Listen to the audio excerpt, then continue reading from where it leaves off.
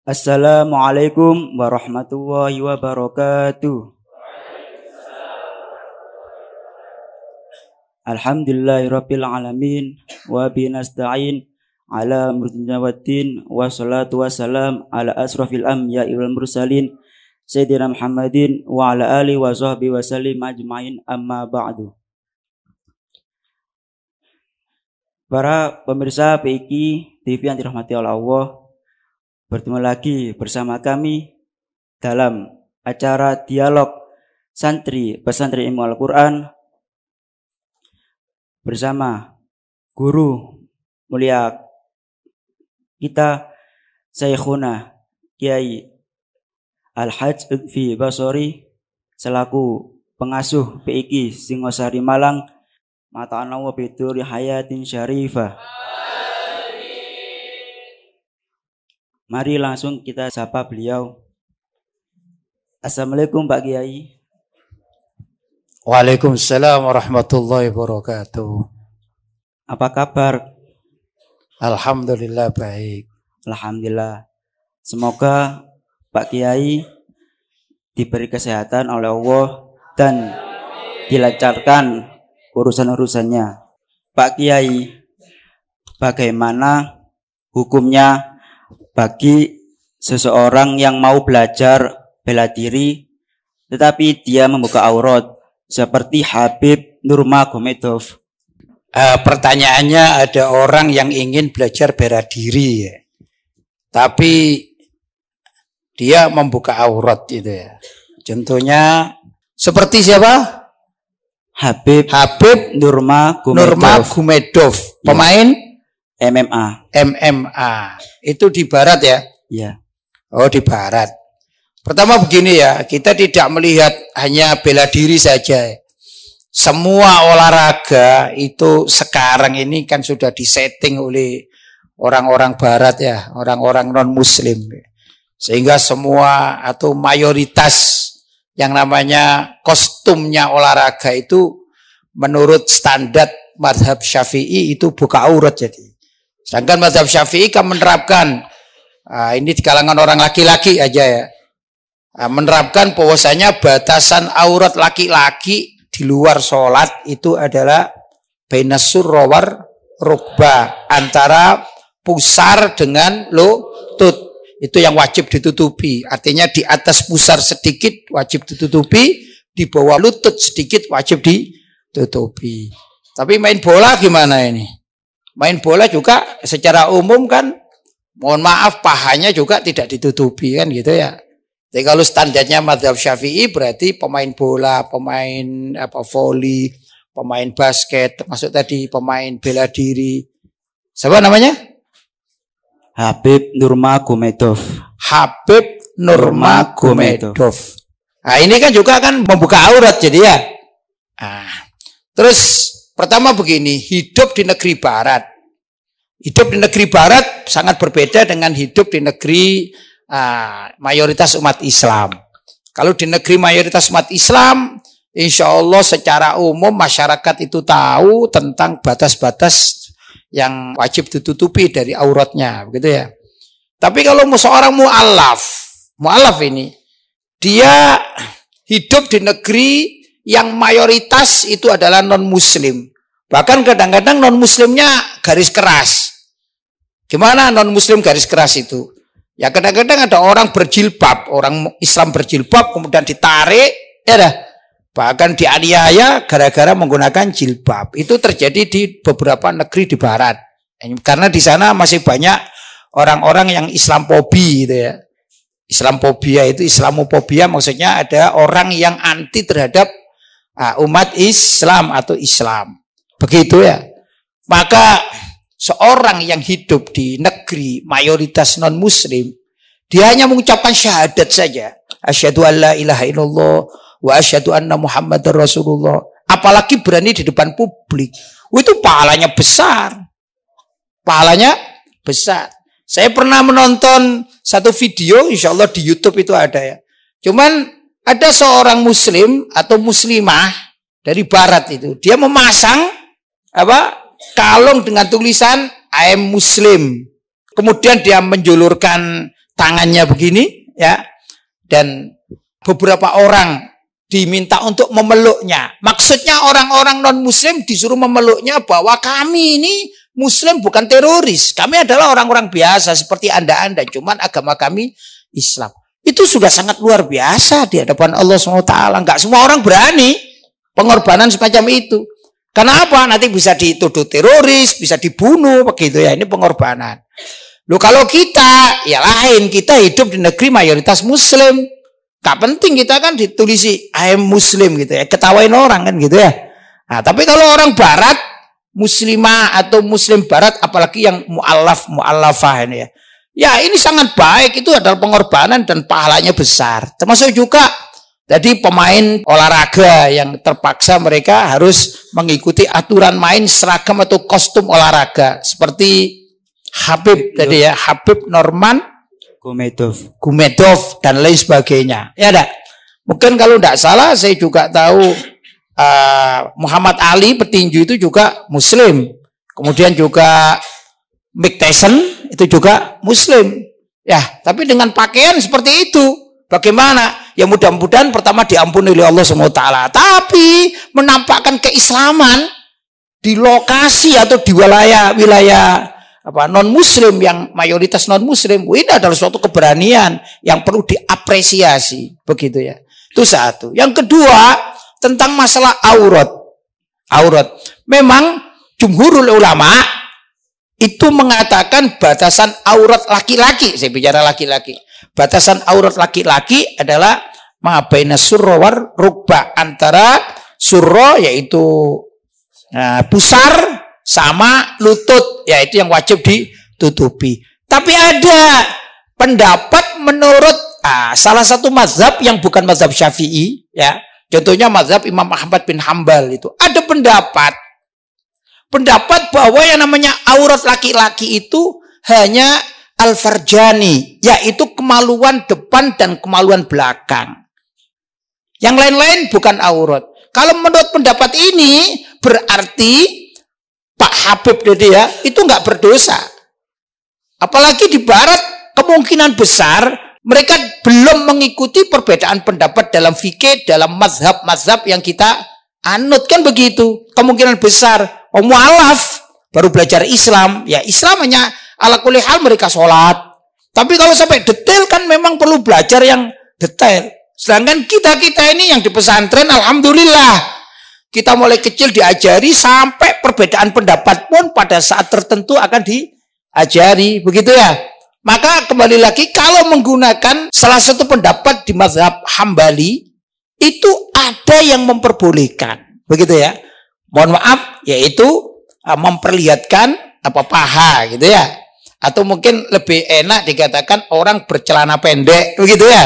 Celana pendek. Nah, yang diharamkan hanya memperlihatkan kedua kemaluan belakang maupun depan. Loh, kalau mengikuti mazhab ini kan tidak berdosa berarti.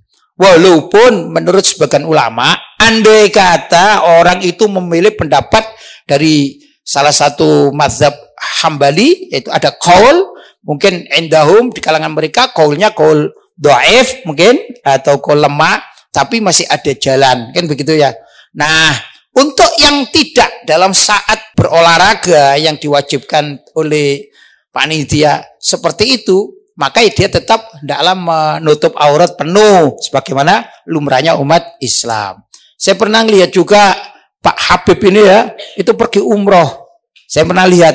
Lah berarti dia kan tidak mungkin kan pakai kostum olahraga, kan tidak mungkin. Ya pasti dia pakai kostum yang sopan, tapi di arena pergulatan itu ini menjadi suatu yang memang sulit ya untuk dihindari. Begitu barangkali ya.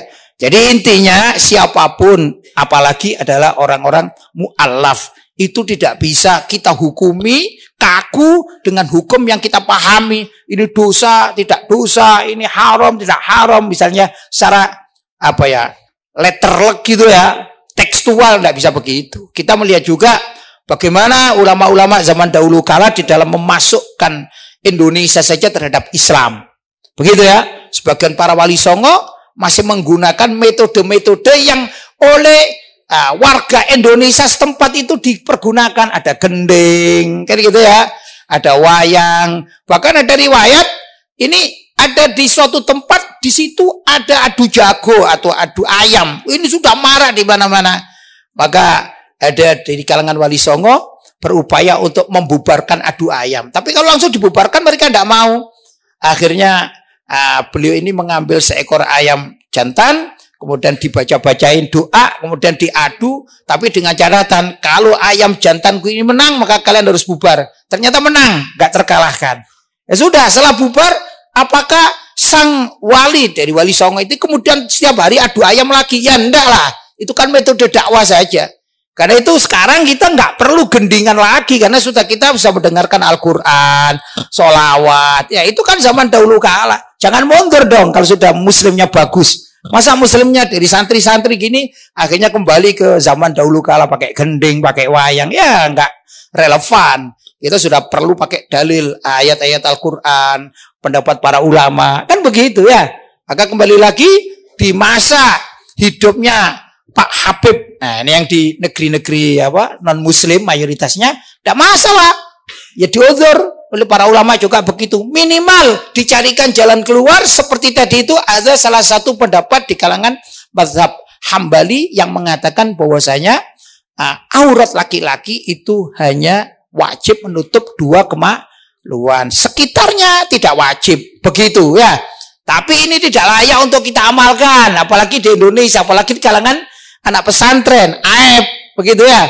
Karena bukan solusi namanya. Justru tidak bagus. Maka kalau kita yang mengatakan apa yang wajib ditutupi dari aurat laki-laki, minimal ini ya, secara fikih minimal baina surra war rukbah, antara pusar dengan lutut. Yang ditutupi seperti kita ini sampai betis pun kita malu, ya lah, terbuka betis ini adalah suatu kemaslahatan dan suatu hal yang luar biasa kalau kita mau menjaga diri. Jelas ya? Baik. Pak Kiai, akhir-akhir ini banyak toko-toko yang dikelola dan dimiliki oleh orang-orang non-muslim. Yang menjadi pertanyaannya, apa hukum belanja ke toko orang-orang non-muslim tersebut?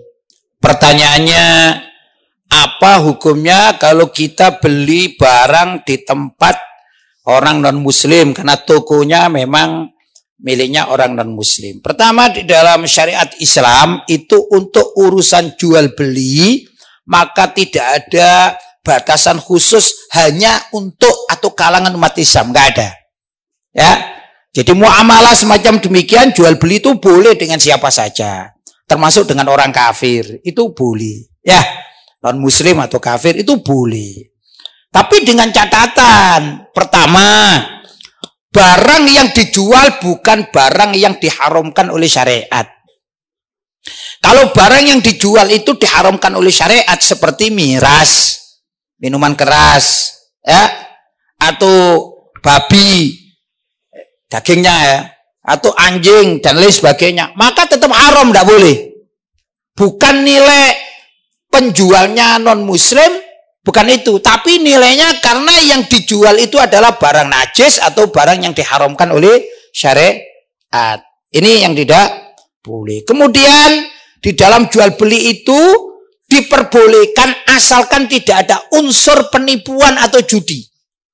Kalau non-muslim membuka usaha seperti boneka capit itu ya, boneka capit, yang beli koin terus dapat ngambil boneka, ternyata di situ dapat hadiah-hadiah. Itu kan judi sebenarnya. Tidak boleh. Ya, tidak boleh itu. Karena apa? Judi. Jadi bukan karena yang jual non-muslim, yang beli muslim, tapi karena unsur dalam dagangnya itu, atau ini permainan dingdong itu loh kata orang ya. Nah, itu kan banyak unsur judinya, maka tidak boleh. Plus, jangankan yang jual non-muslim, yang jual muslim saja, kalau kita belinya itu beli suatu yang mengandung perjudian, maka haram hukumnya. Jelas ya? Kemudian juga barang dagangannya itu yang boleh dibeli oleh umat Islam adalah barang dagangan yang tidak merugikan akidah umat Islam. Kalau yang dijual itu merugikan akidah umat Islam, misalnya, ini jualan salib misalnya. Ya, atau jualan aksesoris pura miliknya orang Hindu atau miliknya orang Buddha. Itu kan tidak boleh. Karena apa? Logo-logo agama. Kita ini umat Islam punya logo agama. Ya, itu harus dihormati. Contohnya logo Ka'bah. Itu kan wajib dihormati. Tentu orang kafir juga atau non-muslim juga punya logo-logo agamanya itu ada. Maka kita tidak boleh membeli logo agamanya karena di situ ada nilai syiar agama tertentu. Tidak boleh kita membelinya. Ya. Kemudian juga kalau ada jualannya atau barangnya itu adalah bahan untuk melakukan kesyirikan, maka tidak boleh kita beli. Misalnya gini, ini ada dukun punya toko jualan. Yang dijual itu adalah barang-barang untuk memanggil Nyai Roro Kidul misalnya, ya, atau yang diyakini sebagai alat-alat untuk menyantet misalnya. Itu tidak boleh kita beli karena di situ ada kemusyrikan. Jadi kalau jualannya biasa seperti jual mobil, ya tidak apa-apa. Jual HP, ya tidak apa-apa. Jual makanan yang sudah jelas halalnya. Jual kerupuk misalnya, ya enggak? Ini kerupuk udang asli Palembang. Cuman yang jual ini orang non muslim. Kita tahu, oh kerupuk Palembang ini biasa kan, enggak apa-apa. Ya, jual beras enggak apa-apa. Pokoknya ada kaidah tertentu atau kriteria tertentu mana yang boleh dan mana yang tidak di dalam urusan barang yang dijual. Tapi muamalah antara muslim dengan non muslim dalam jual beli hukumnya boleh. Begitu. Paham? Baik. Pak Kiai, bagaimana cara menghafalkan Al-Quran bagi orang perempuan yang haid? Cara menghafalkan atau mengulang mungkin ya. Jadi ada wanita yang sudah terjun dalam dunia tahfidzul Quran.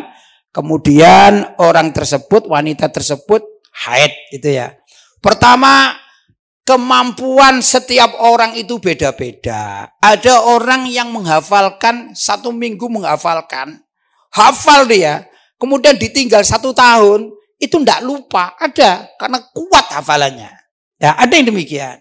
Tapi ada orang yang berbeda. Dia menghafalkan 1 bulan.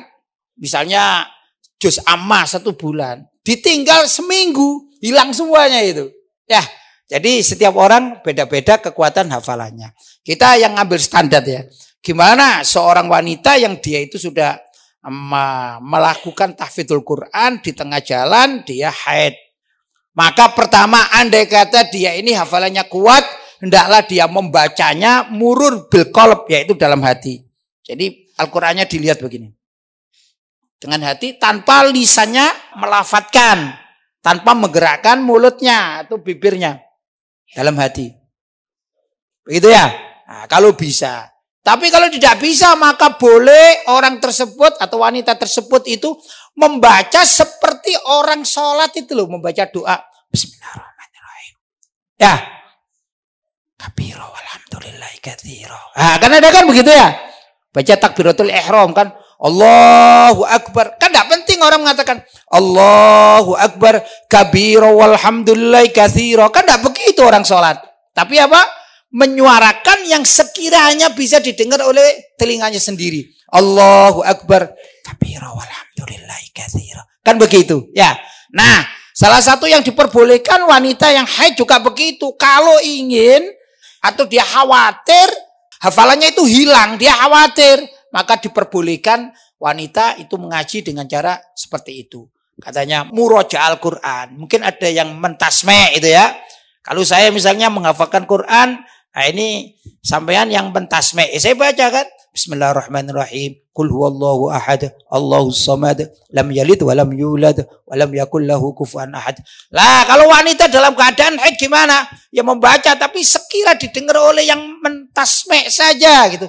Bismillahirrahmanirrahim. Qul huwallahu ahad, Allahus samad, lam yalid wa lam yulad wa lam yakul lahu kufuwan ahad. Lah seperti itu masih diuzur. Ya, karena apa? Dia khawatir untuk hafalan Al-Qur'annya agar tidak lupa. Begitu ya. Ini salah satu metode yang diperkenankan oleh sebagian para ulama kita. Paham ya? Baik. Pak Kiai, Dalam memenuhi kebutuhan sehari-hari, banyak orang yang menggunakan utang piutang sebagai jalan terakhir. Yang saya tanyakan, apa hukumnya orang yang memiliki hutang tidak membayar pada saat jatuh tempo? Orang yang berhutang ini ya, itu ada dua kriteria ini. Orang berhutang itu ada orang miskin, ya, ada orang yang mampu sama-sama berhutang. Kalau orang miskin berhutang ini masuk akal karena biasanya dipergunakan untuk makan, gitu ya, keperluan sehari-hari, itu dia berhutang. Tapi ada orang yang mampu, dia berhutang hanya karena ingin fasilitas lebih, begitu. Contoh misalnya begini, ada orang yang perlu membeli handphone. Ya, handphone Cina itu kan harganya cuman 1.500.000 barangkali begitu sudah dapat. Dia tidak mau membeli handphone Cina tapi dia ingin membeli Samsung gitu ya. Yang Samsung itu sebut saja harganya 5 juta, 6 juta, 7 juta. Maka dia hutang. Nah, ini ada dua perbedaan. Kalau orang itu miskin berhutang, ya, maka si pemilik harta, pemilik uang itu hendaklah dia ini memberikan tenggang waktu yang agak panjang, ya. Wa in kana dzu usratin fanadhiratun ila maisarah. Kalau engkau pemilik uang yang dihutangi, engkau kebetulan juga sedang dalam keadaan kesulitan, tapi hendaklah engkau melihat orang yang lebih miskin daripadamu, yaitu yang berhutang tadi. Kenapa? Memang miskin dia. Kalau mau mengembalikan ya mungkin sedikit-sedikit. Namanya orang miskin kan ada begitu ya. Ya, nah, maka hendaklah dia memberikan waktu yang terbanyak. Bila perlu membebaskan hutangnya. Ini di hadapan Allah sangat luar biasa, membebaskan hutang fuqara dan masakin. Bahkan ada jaminan surga dan lain sebagainya. Tapi kalau berhubungan dengan orang yang mampu, dia ini mampu membeli handphone dengan uang hutang berapa? Harga handphonenya Samsung sebut aja 7 juta. Ya dah, sudah. Subhanallah, ditagih sesuai dengan waktu yang dijanjikan 1 bulan. Oke. Ternyata 1 bulan enggak bayar dia. 2 bulan enggak mau bayar. Tambah dia ini beli motor dia. Harga motor bisa di atas 15 juta. Ini berarti apa? Memang orangnya nakal, bukan karena miskin. Ya, ini dikatakan al-wajid dalam bahasa Arab. Orang yang nakal, dia sudah punya uang, tidak mau bayar hutang. Namanya al-wajid, yaitu orang yang mampu. Nabi SAW bersabda, Layyul wajid yahillu irdahu wa uqubatahu. Begitu ya. Layyul wajid, al-wajid, yaitu orang yang sudah mampu bayar, tapi layyu layyin, tidak mau bayar-bayar. Padahal dia hutang 5 juta untuk beli handphone, berikutnya waktunya dia bayar, malah dia beli motor yang harganya lebih mahal. Namanya layul wajid, orang yang sudah punya uang untuk membayar, tapi layin dia. Layin itu melambat-lambatkan itu. Yahillu irduhu wa uqubatahu. Dia ini halal untuk dicaci mati, bahkan disiksa.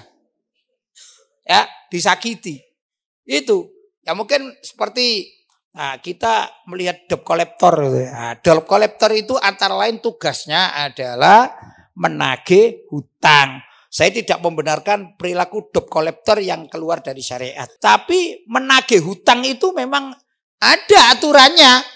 Kalau kita punya uang dihutang sama tetangga atau orang lain, selagi orang lain ini sudah al-wajid, tapi dia itu layun, gitu ya. Layun itu apa tadi? Dia melambat-lambatkan. Maka kita boleh memanggil debt collector itu, tolong ditagihkan uang saya. Gitu.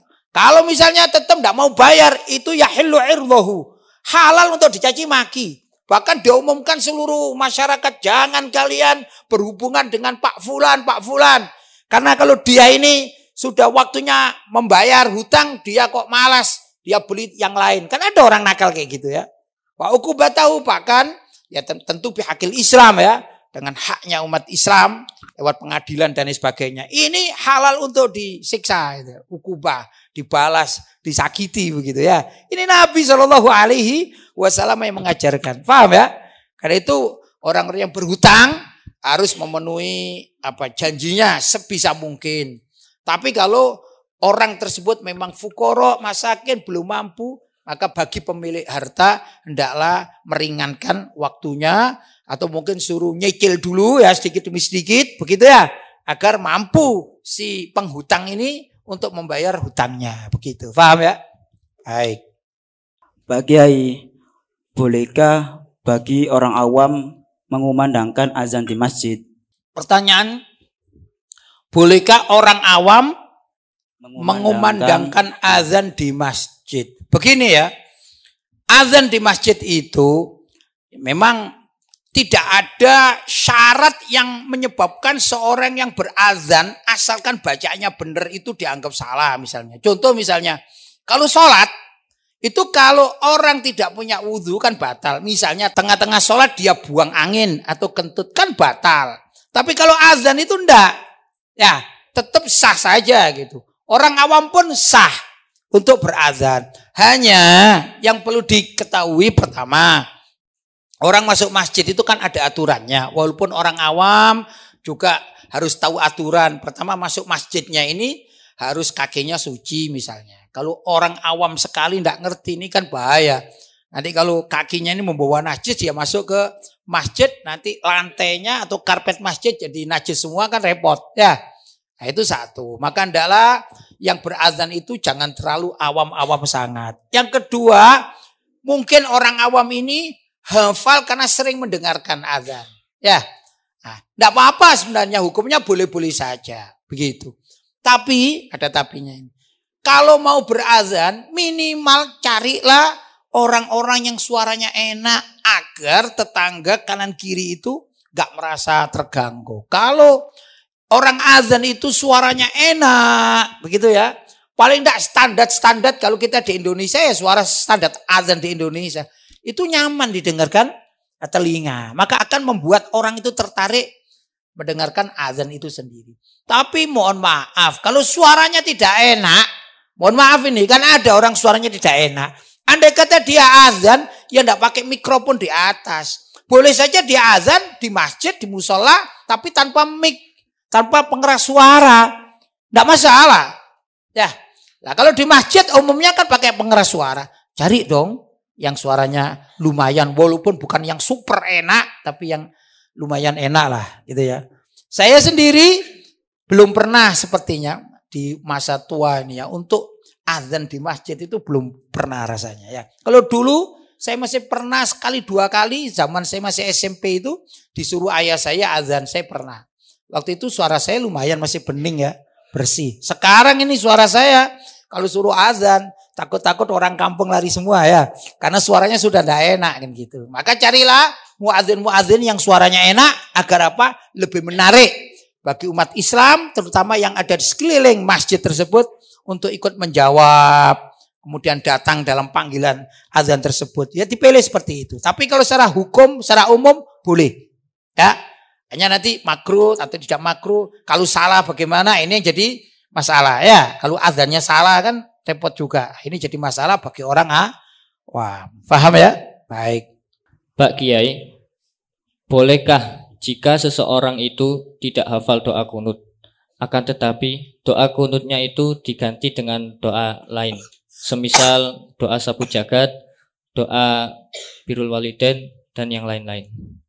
Ada orang yang sholat subuh menurut mazhab Syafi'i itu kan sunnah muakkadah untuk membaca doa kunut pada sholat subuh. Tapi ada orang yang tidak hafal ini ya. Pertama, bagi orang yang tidak hafal maka hendaklah dia terus mempelajari dan menghafalkan doa kunut. Begitu kalau dia bermazhab Syafi'i. Jangan diudzur.